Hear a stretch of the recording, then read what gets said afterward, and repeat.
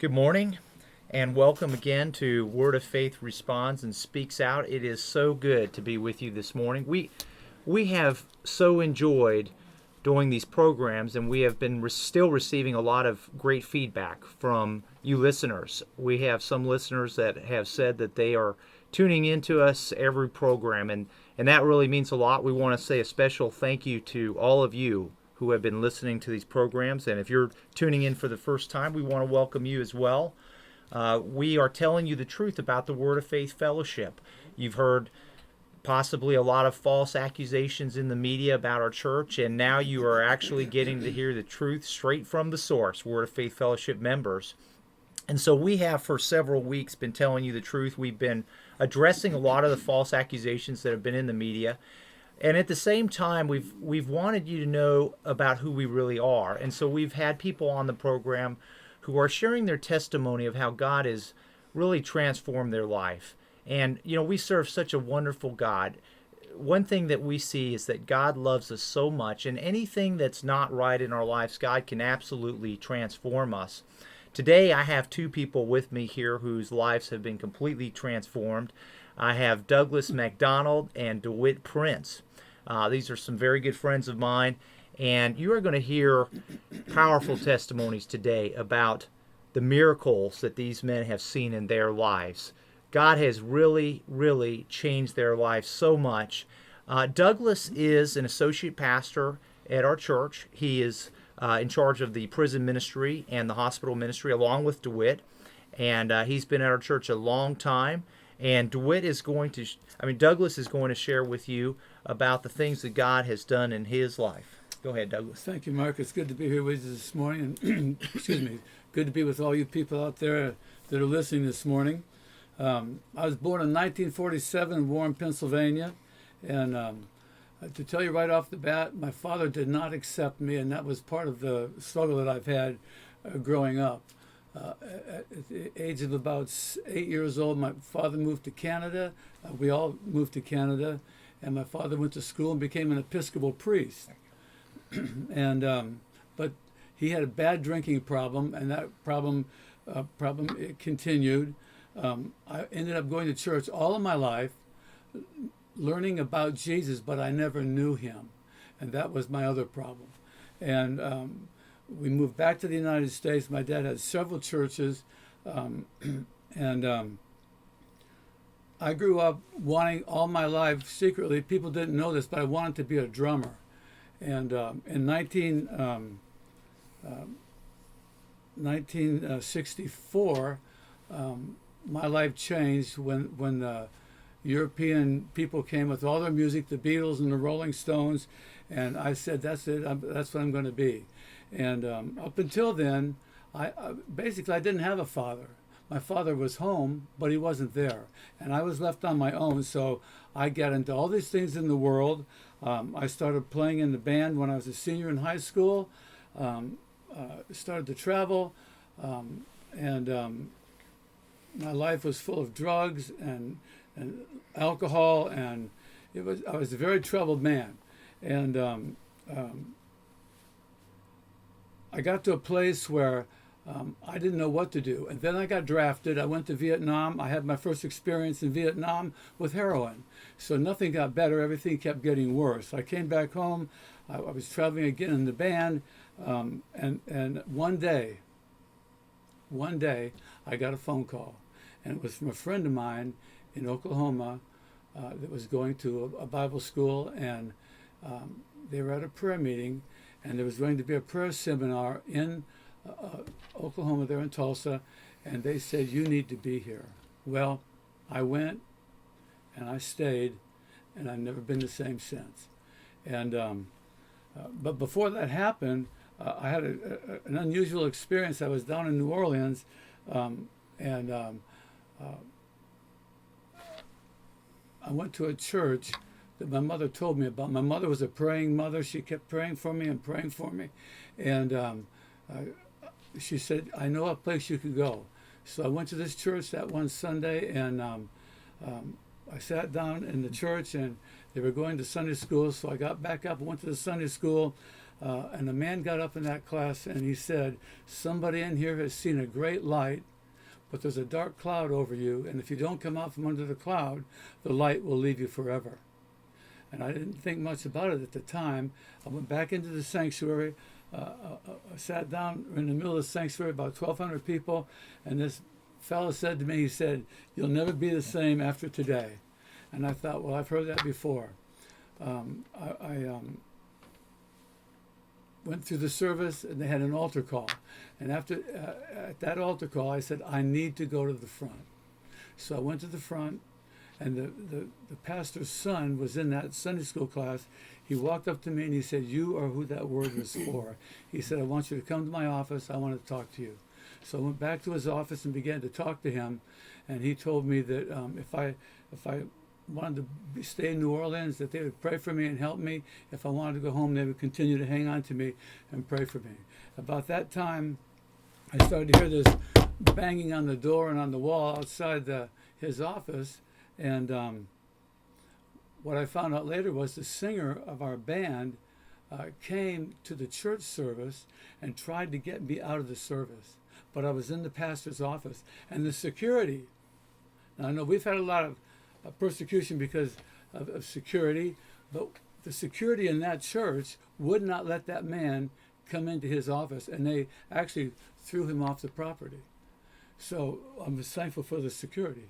And so anyway, time went on, and as I said, I ended up in Oklahoma, and I got accepted in the Bible school there, and that's where I met Sam and Jane Whaley, who have been parents to me, who have been friends to me, who have been just people that have cared about me and loved me. And let me just say this, there's about 500 people or so in our church now, and they know every person. They care about every person. They help every person. It doesn't matter what your situation is. They will help you, communicate with you, fellowship with you, cry with you, laugh with you. It doesn't matter. They are here with us. They know their sheep. And through all this, then I started to work with them after I got out of Bible school, and for 1 year in Tulsa, and then we moved here in 1985. I've been here for 33 years. I suppose if you have a question about the church, you can ask me, because I can tell you there are a bunch of lies. And I started working in the prison ministry about a year after we got here, and that's a very interesting story. Perhaps I'll come back sometime and share that with you, but that was a very powerful day, the first day that I went to the prison, and God really came. And I also help in the hospital with people, just anything that needs to have some help in. I'm always available to help everybody. And but when we moved here, I want to put this in too. The phones started to ring off the hook. People calling from all over the world, really, not just the United States and different states, but all over the world, calling for help because their lives are a mess. They said, we've been everywhere.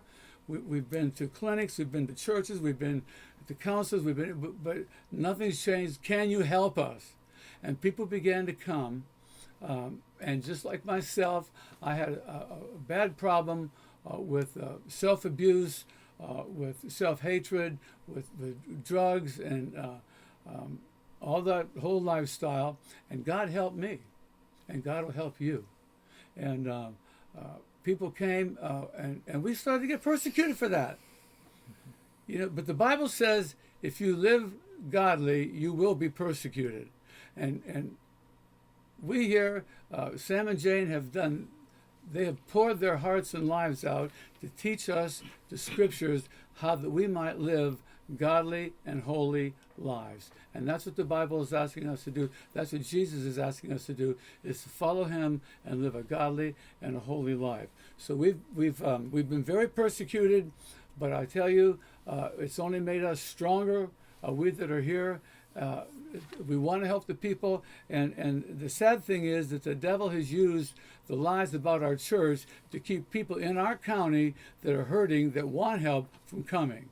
So I'm here today to tell you, along with Mark and DeWitt, What you've heard on in the newspapers and all the gossips around the community, they're lying. They're not telling the truth. They don't know the truth. Most of the people that are telling the lies have never even been to the church, let alone, you know what I mean, know anybody there. They just go by what stories they hear, and they're not true. I am so happy to be here. This is my home. This is my life. I enjoy getting up in the morning and not knowing what I'm going to do, and then finding out I'm going to help this person or go there or do this or do that. It's been great. So I'm just thrilled. And Douglas, you mentioned that you traveled with this band. How many years did you do this lifestyle of just traveling around with the band, if you remember? I started when I was a senior in high school. I started to play in the band. When I graduated, we started to travel, and then I played in the band, several bands, but until I got drafted. And when I got drafted, I went to Vietnam. When I came back from Vietnam, I continued to play music, and I quit in about 1980. So I started about 1965 and quit about 1980. Okay, and when you were in that lifestyle, were you mentioned you were involved with drugs? Yes.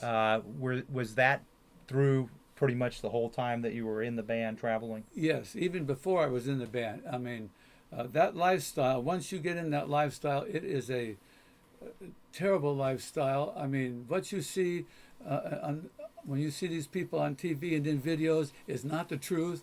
They're troubled people, and you can just read the record of how many have died in overdoses, and they have broken homes. Just their lives are a mess. And you were sharing about this time when you were involved with the band, and then you go to this church.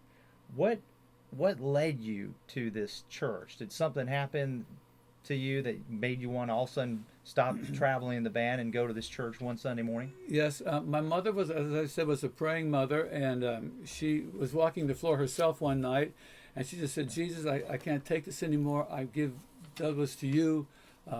You deal with him." And so I was in New Orleans at the time, and I was one night, a few days later, I was in bed at night, and I was rolling back and forth across this big bed. I was just rolling and rolling, and the covers were everywhere, and I said, okay, I'll preach. And I don't know why I even said that. But then a few days later, I talked to my mother, and she said, "There's a church you can go to down there, and you go there and see what happens." And that's what got me to that church. And through that, I quit the band after that. That was Sunday. I quit the band that night and came home the next day. And you have a wonderful wife, Ann. And when did you meet Ann? I met Ann when I first got to Tulsa. I saw her one day, and the Lord just spoke to me. I don't know how He does that, but you just know. I mean, it wasn't an audible voice, but it was audible to me. And He said, "That's your wife right there." And when we got to know each other, and she was the one that actually introduced me to Jane. She was going to had seen her in some services and was going to her house for prayer meetings, and then I was working the afternoon shift, but when I could, I would go, and it was the greatest thing that ever happened. I mean, honestly, it was the greatest thing that ever happened. For the first time in my life, I was happy, I was joyful. It was just great. And if you're around Douglas at all, you know that he is one happy guy. I have the pleasure to go to prison ministry with him. At one time, our church had 6 prisons that these two men I'm sitting with were involved in charge of. Maximum security, juvenile prison, minimum security, county jail. These guys have been very, very busy ministering to all these people. And if you ever go to prison with Douglas and DeWitt, Douglas, sometimes it seems to me like he literally has like helicopter propellers on him, and he's just kind of just leaps around the room. This guy is so excited about what Jesus has done. And, you know, the inmates, they just love it. They respond because they see that Jesus is real. You know, Jesus is alive, and he is real today. And Douglas and DeWitt, they know that firsthand because they've met Jesus. So we're going to turn now to DeWitt. DeWitt is another amazing person. Frankly, I don't know of anybody who has a testimony like his. The first time I met DeWitt and heard his story, I thought that I have never heard anybody like DeWitt. DeWitt came to our church about 13 years ago from the coastal area of South Carolina, and he was really desperate for Jesus at that time in his life. He had a life that was going downhill very fast and involved with drugs, involved with alcohol, involved with a lot of other things that were very bad in his life. And so he was actually desperate for help. And God brought him to our church 13 years ago. And we have witnessed an absolute miracle with this man. Of course, he, with Douglas, does the prison ministry, the hospital ministry, along with our pastor Sam. Actually, DeWitt and our pastor Sam spent a lot of time together, and I know DeWitt looks at our pastor Sam as his dad, and calls him that because they're very close. You see them together all the time, and so what's amazing is that when God brought DeWitt here, his life just totally transformed, and then his mother, who was living in South Carolina, was watching her son before her very eyes transform. And so she ends up coming to our church here at Word of Faith, and she moves, and her life has been transformed, and his mom is really precious. Her name's Ann, and just a wonderful lady. And so her life has changed, and she actually has been very involved with missions and ended up doing missionary work in the church that we have affiliated with in Africa. They have a Christian school there, and so she spent a lot of time there. So we have just been so excited to see what God's doing in DeWitt's life. And so, DeWitt, what started you?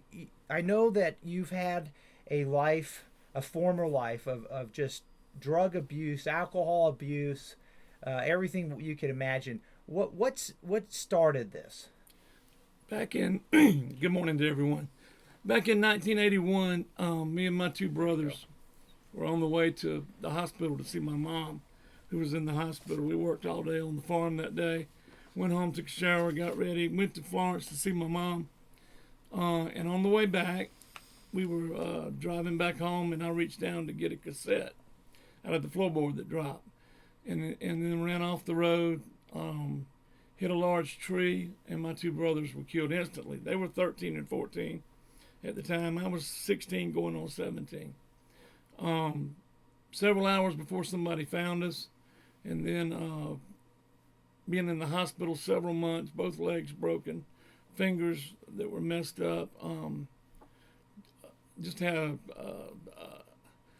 3 or 4 months of, maybe more than that, I don't recall the exact amount, of rehab and physical therapy and learning to walk again. But I can remember after a few days me waking up, and first thing I asked for was where were my brothers, and they told me they had passed. And I know at that moment I cut God off completely. And for the next 25 years, my life consisted of alcohol. Started off with pills, ended up with a needle and a syringe, and started off with Percocet, Percodan, ended up with Oxycontin. You hear about it in the news. Dilaudid. Had a nurse that was putting a PICC line in my arm every Thursday, and I was still going to work and functioning at one point. But in the end, I got to the point where I wasn't functioning at all, and my life was just chaos, depression, every bad thing that you can imagine. And my dad was an alcoholic. My mom had gone to Al-Anon and started a couple of Al-Anon groups, so I've been involved in AA. And I had bouts of a time that went by that I was sober, but I never could stop wanting the drugs and the alcohol and the lifestyle that went with that. And last time my mom got me out of a county jail, which she did several times, she told me that I needed to consider getting some help. That at that time, when she got me out that day, she said something that really weighed on me. She said for the first time in 20 years, she was able to sleep that night or the subsequent nights when I was in jail, because she wasn't expecting a phone call that I had been killed or somebody had killed me. And, that showed me that my sin and my lifestyle affected other people. When you're using and doing those things, you think it's just you, but it affects a lot of people in your life. So me getting help, went to Teen Challenge and talked to them, but I had to give up smoking. I smoked about 2 or 3 packs a day. Used a lot of alcohol, and in the meantime, my mom had a friend that was in the car business in Florence, retired, and he subsequently knew Sam and Jane, and had sent 1 or 2 people up here to get help through the years. And she told me she'd contacted them.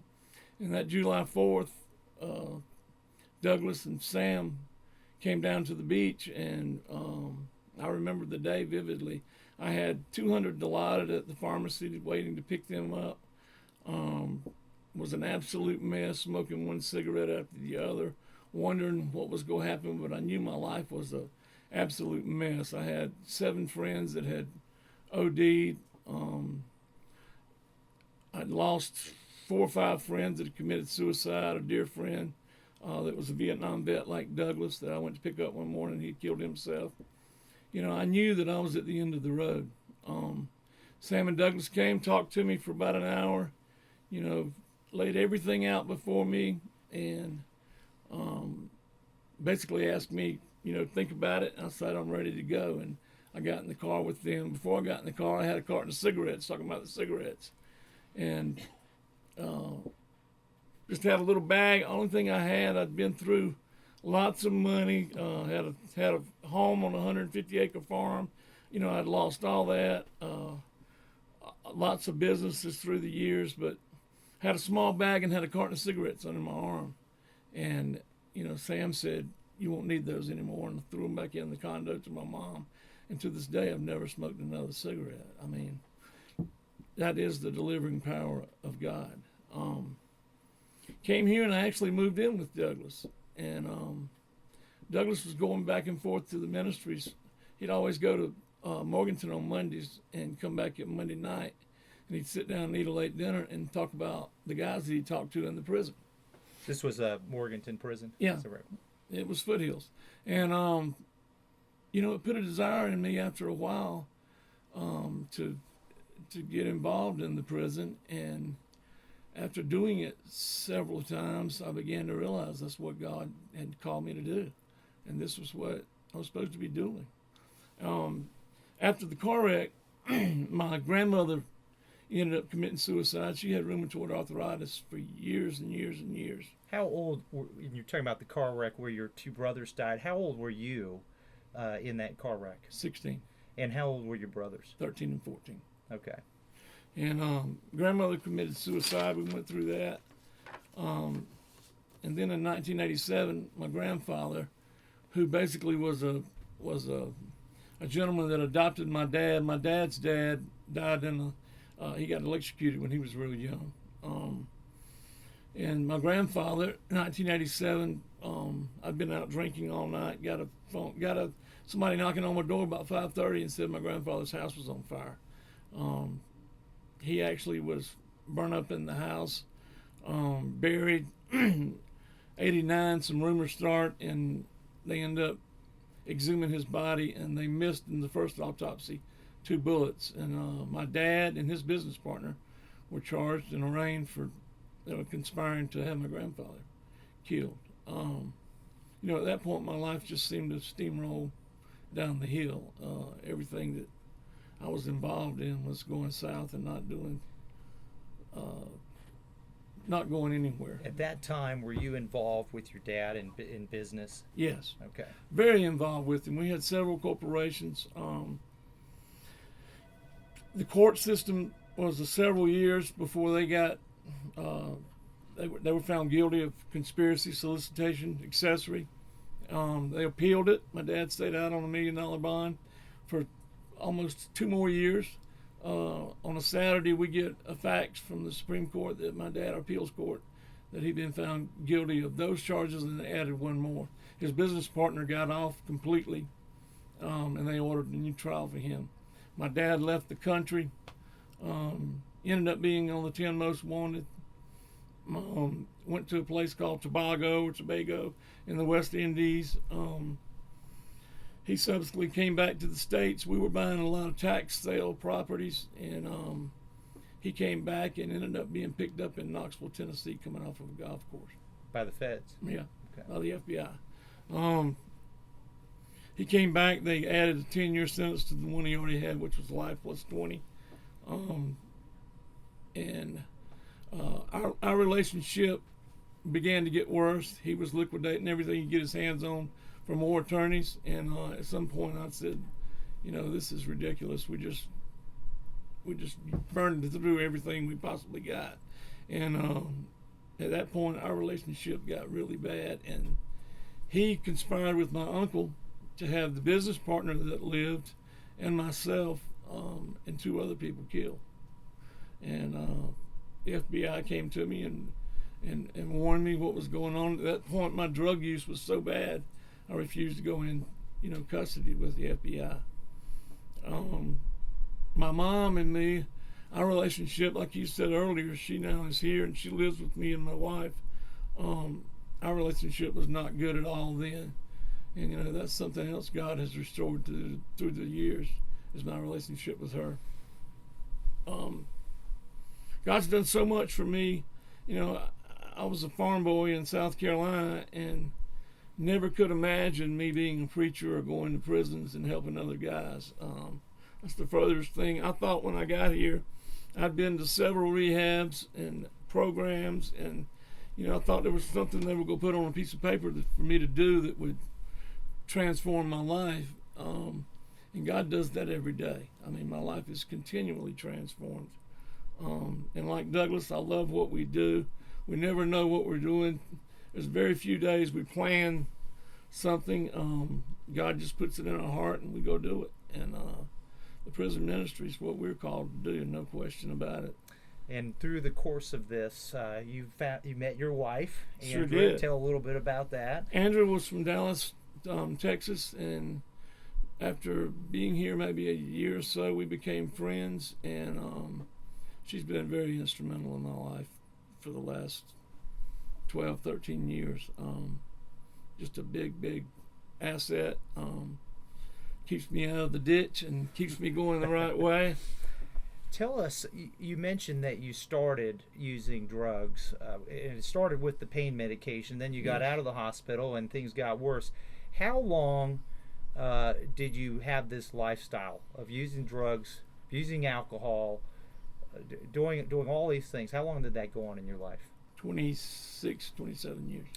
And would you tell, there's people listening out there that I'm sure have family members maybe that have had struggles with substance abuse and drugs and so forth. So when Sam, our pastor, came and picked you up that day, and Douglas picked you up, and you came to the Word of Faith Fellowship, I've been here ever since then. Right. Tell about how things, and we just have a minute left. Tell the things that God did in your heart and how God helped you to walk free from that whole entire lifestyle that you had before. It was a lot of it was prayer. When I got here, I was using up to the point that I walked in the door here. The cigarettes, amazingly, I'd always had a battle with the cigarettes, and I could quit for a year or two, but somehow or another I'd always go back to it. God's delivering power just absolutely took the desire from me. Never smoked again, never drank again. It's amazing what prayer and friends and people that love you that you can call in the middle of the night. And I had a whole array of friends, 20, 30, 40, 50 people I could call at 2 o'clock in the morning, and I used every one of them when I first got here, because there is a desire to go back, and you question what you're doing, and the devil comes. But like Douglas said earlier, and you've said through the last couple of weeks, there's one way is God's way, and the devil has his plan also. And God's way is just 1,000 times better than the devil's way. And you have just heard the wonderful power of God with the 2 men I have with me here, Douglas and DeWitt. And DeWitt was just sharing about the path that God has for all our lives. In John 10:10, it's very clear. Jesus said that he came to give us life and life abundantly. We also know that the devil has come to steal, kill, and destroy. And so we all have these plans. I'm so thankful that both of these men who were going down the devil's path have turned their hearts and have found the wonderful path that God has for them. You know, one thing that Douglas said was that these lies that have come against our church have really hindered people from coming to our church and getting help that you just heard about from Douglas DeWitt, and they've seen many men come even from out of prison. They come to our church, and we have members of our church that have come out of prison. Their lives are transformed. They're doing great, married, have great jobs. And a lot of these lies that you've heard in the media, really the purpose is the devil does not want people coming to places where people can get help. And so we want you to know, listeners, that you know, our church is wide open. There is a lie out there that people you can't come to Word of Faith Fellowship unless you're invited, or there's all kinds of lies about that. But that's not true. We welcome everybody, anybody who wants to worship with us, anybody who wants to serve God with us. We welcome you to come to church with us. Obviously, you know, if you're wanting to come to attack us and mock us, you're not welcome. We've had many years of that. Sad to say, we've had people who have come and actually, you know, vandalized our church and sped around our church screaming and so forth, and even a drive-by shooting. So obviously none of that's welcome. But we do welcome people who want to worship with us. We have many visitors come every week. And so we're wrapped up now. Thank you again for tuning in. Go to our website, wordoffaithfellowship.org, to learn more about our church. Thank you.